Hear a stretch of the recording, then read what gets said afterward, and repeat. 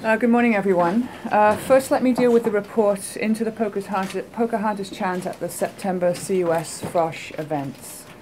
The CUS Frosh events were planned around Disney movie character themes. Frosh group leaders picked the Disney character, and they gave directions to first-year students on costumes and props.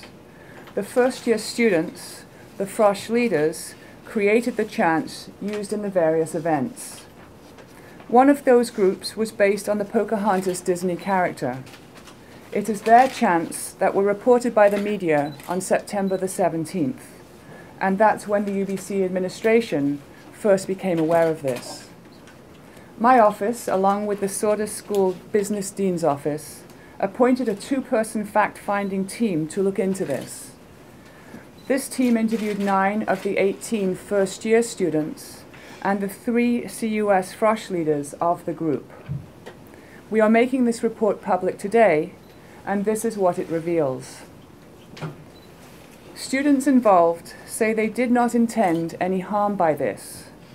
No first-year student or group leader raised a concern or objection about the name or the chants at the time. Students were not aware that this might be derogatory to Indigenous people. They did not know much, if anything, about the Pocahontas character, or about Pocahontas herself in the greater historical context of the group name, or how derogatory some of their representation could be to Indigenous people. Upon reflection, these students expressed regret, and some of them said they are now more aware, thanks to their participation in the Truth and Reconciliation events, as well as this fact-finding process. Dean Robert Helsley, myself, as well as Professors Link Kessler and Daniel Justice, met to assess these findings and determine the most appropriate response. Robert, over to you for the specific Sauder actions that will be taken. Thank you, Louise. And as Louise has mentioned, what comes through in the report is a surprising lack of awareness of Indigenous people, how they are represented in popular culture, what this means, and in particular why the issue of land rights needs to be treated seriously and with respect. Our students were genuinely puzzled and confused. For some, this was a real awakening. One of them even told the fact-finding team that this was a turning point in their leadership experience at UBC.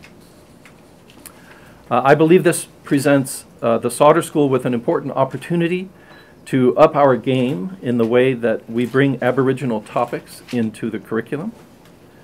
Our students are entering a world where business leadership requires much deeper cultural intelligence, and not just in Canada. This is about basic cultural competency, an essential part of business training in today's world. Here are the measures that we have decided to take. As a first step, UBC's First Nations Studies program had an initial conversation with the 18 first-year students and 3 Frosh leaders, students from the senior years who were in the Pocahontas group. And Professor Daniel Justice is going to speak to this meeting in a bit more detail momentarily. To follow up, we are planning additional engagement opportunities for the broader Sauder community, faculty, students, and staff, involving faculty and students from the First Nations Studies program. We have a workshop that we are developing to address these issues in greater detail. And over the longer term, we are looking at how we can modify the business curriculum in order to integrate greater awareness, not only of Indigenous cultures, but also strengthening content on the broader aspects of diversity, ethics, and responsibility. As you know, following our announcement of mid-September, we are also strengthening our core curriculum on issues related to gender equality. As announced in mid-September, the Sauder School is also retooling its orientation of first-year students, and Aboriginal awareness will certainly be built into this new welcome event for the school. There may be further initiatives that will be developed as a result of these investigations. We are still very much in discussions about how best we can expand and enhance our treatment of these issues. And now I would like to turn this morning's activities over to Professor Daniel Justice, Chair of the UBC First Nations Program. So when the news of the chant came out, we were both Aboriginal faculty and students and staff, everybody in the community, I think, was both disappointed and very frustrated that in 2013 we would have, once again, these very, very antiquated historical representations being paraded out, especially with a chant about land stealing when we're on unceded Musqueam territory. A lot of frustration. But we're also an educational institution.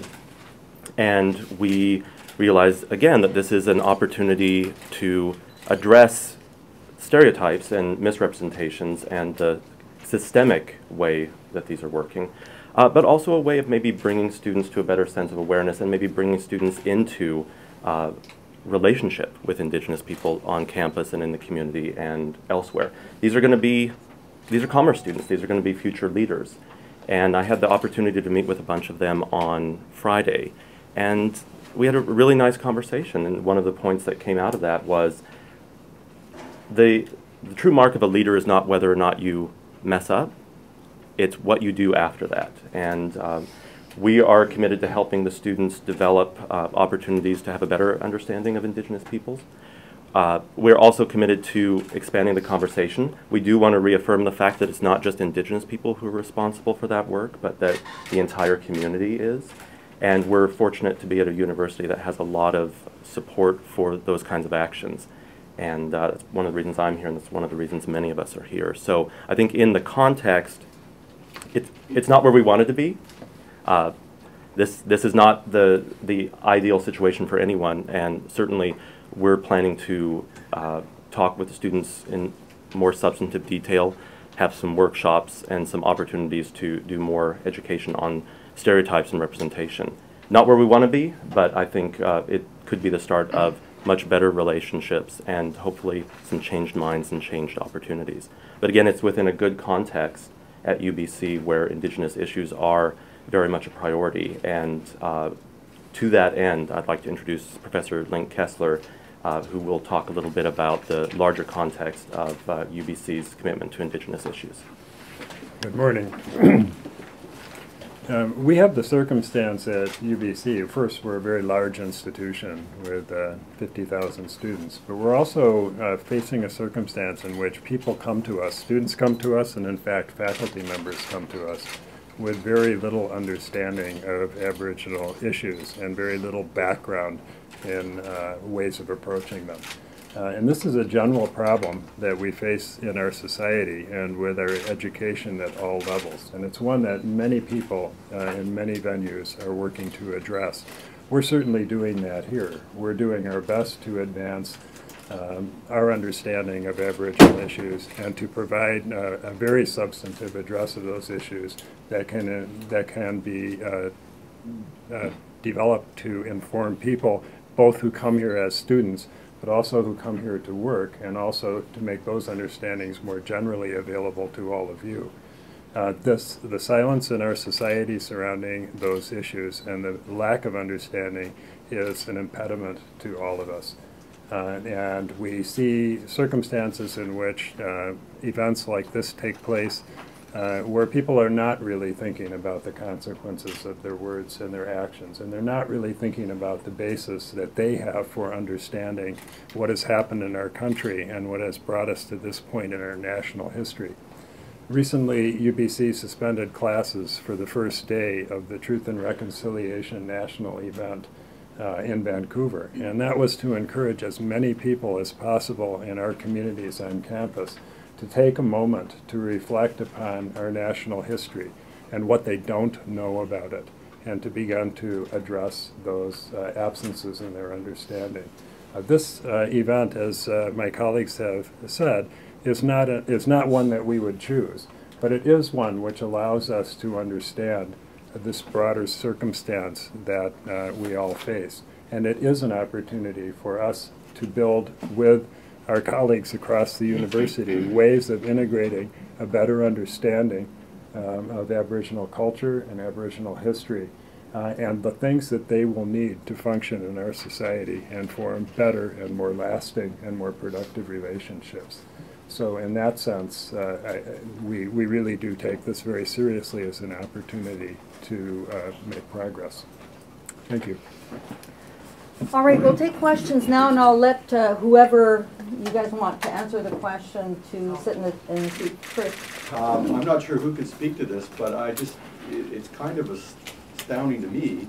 I mean, students out here are not children, they're adults. It's unfathomable that they could think they could identify or single out any ethnic group and do something like this and not have any appreciation that it might be offensive. I mean, that's quite remarkable for our leaders of tomorrow. Anybody want to speak to that?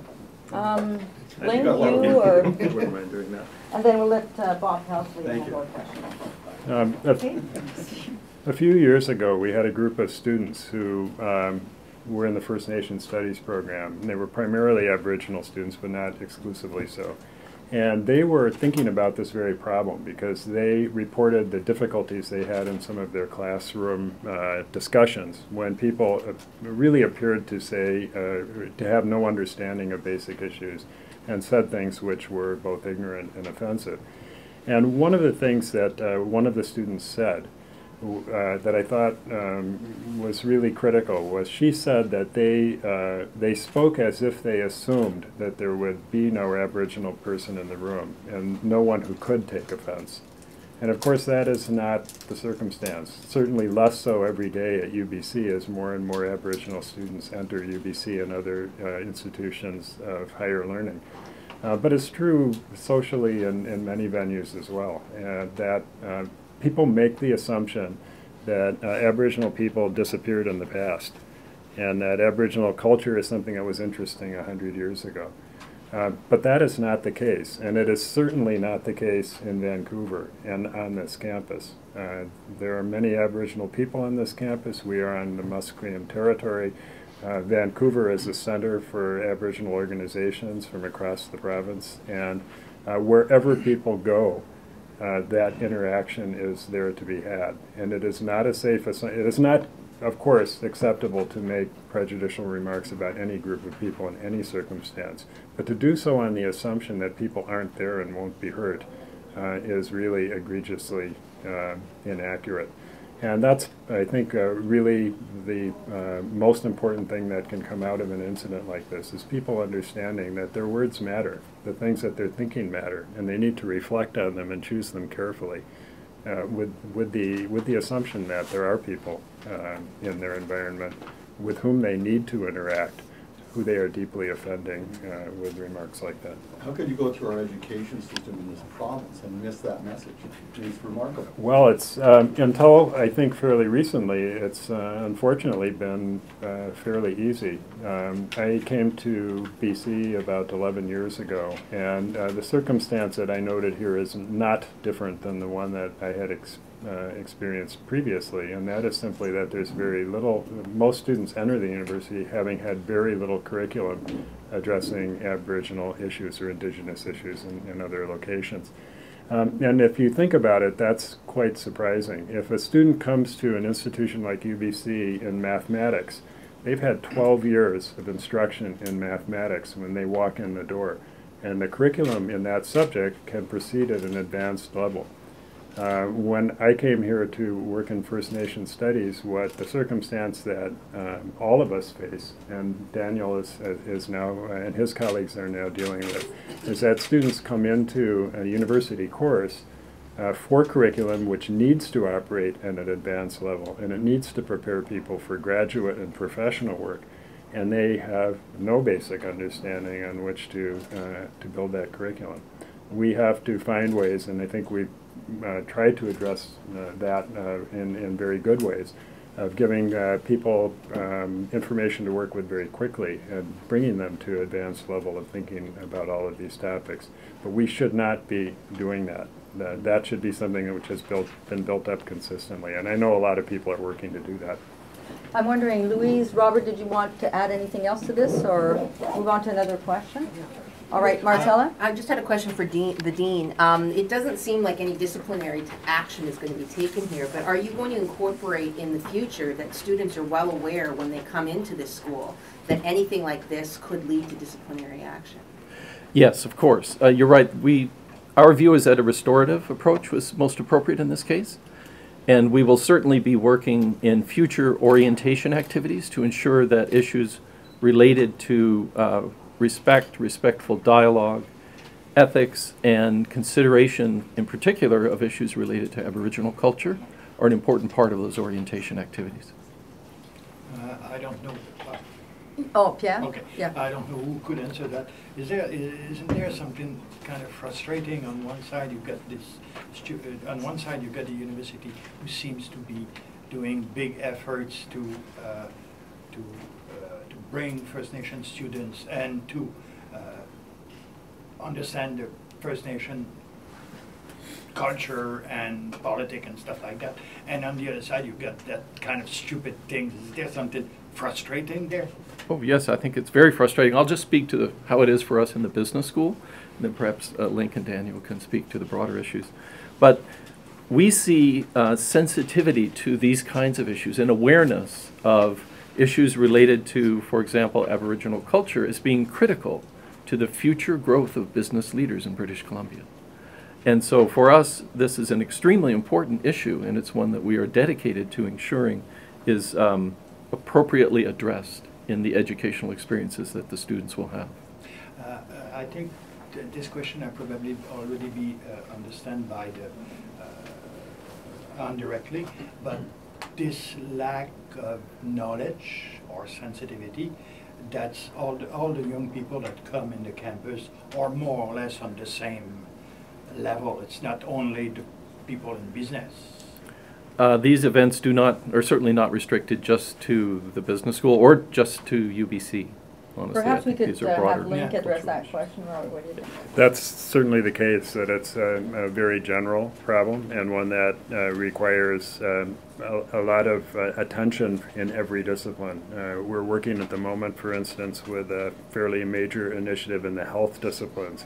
And part of that effort is in recognition that people who are trained as health professionals, if they do not have a way of understanding the people and the communities they will be working with, will not be effective in developing the relationships that affect patient care and the health and well-being of communities. It's really vital to develop that kind of understanding. And for us, it's really important to understand that that's a role that we have at the university. We would like a more general understanding to be developed in people's understandings before they come here.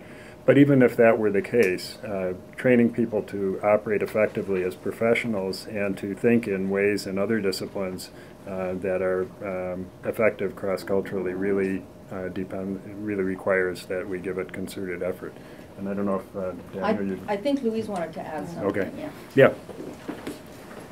Thanks, Link. You've heard something about from the First Nations perspective and also from the Sauder perspective, but from the university writ large perspective, I think that the fact that these chants took place in student-led Frosh events also exposed a gap in terms of the university's connection to orientation led by students, that is faculty-based. And to that event then, there have begun a conversation with deans of the various faculties at UBC about the university in future years taking responsibility so that all student leaders who are going to be engaged in student-led activities in faculties will attend educative sessions around their role as leaders and also to address these broader issues of equity and social justice. And so that the university makes clear what the responsibilities the students are undertaking as part of this experience.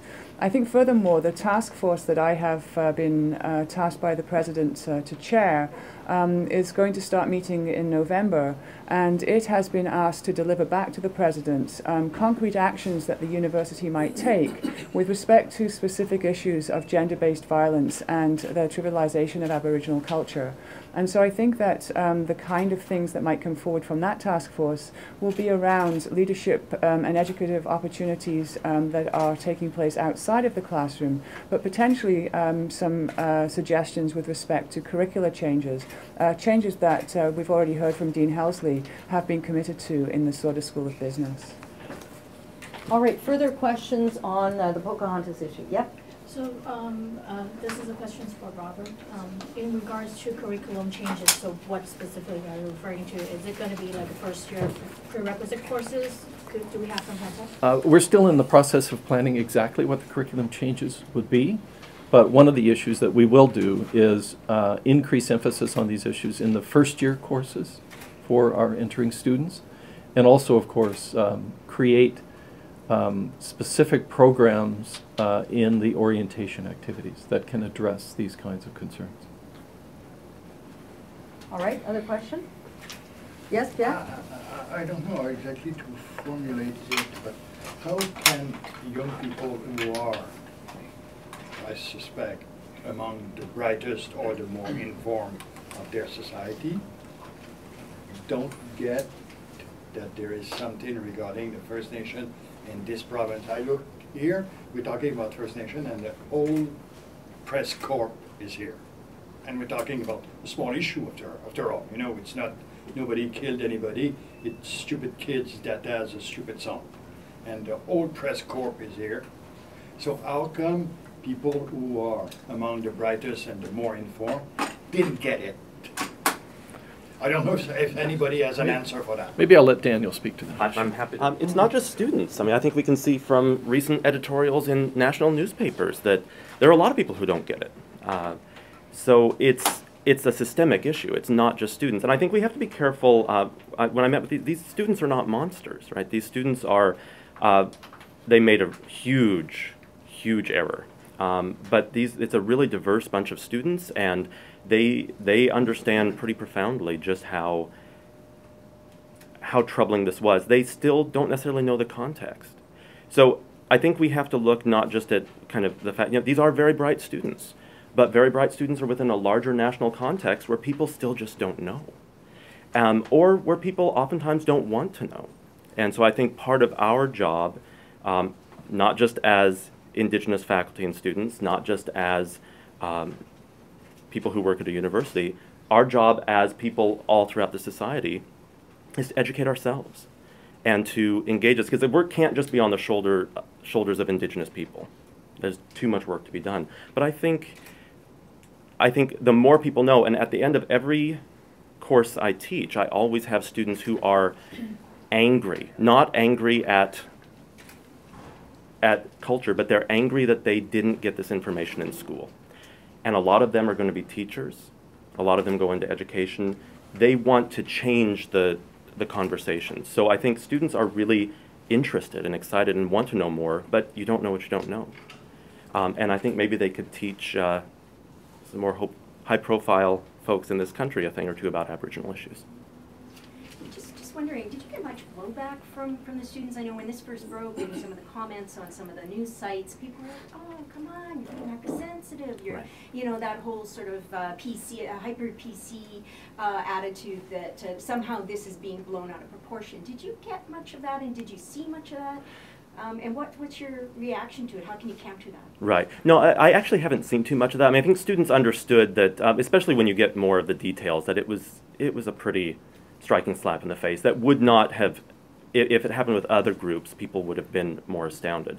There's always that issue when we're talking about representations of Native people in popular culture about hypersensitivity, but we can't look at these issues just in isolation. They're part of a broader context, and the broader context is misrepresentation.